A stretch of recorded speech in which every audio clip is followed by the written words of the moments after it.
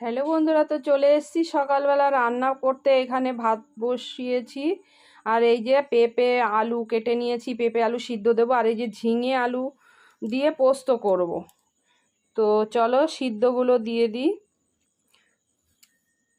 তো এদিকে সিদ্ধগুলো দিয়ে দিয়েছি আর এদিকে চলে গেছি এর মধ্যে ফুল তুলতে। এই দেখো ফুল নিয়ে এসেছি, বেলপাতা, দুব্ব, তুলসী পাতা সব তুলে নিয়েছি, কারণ আজকে বৃহস্পতিবার।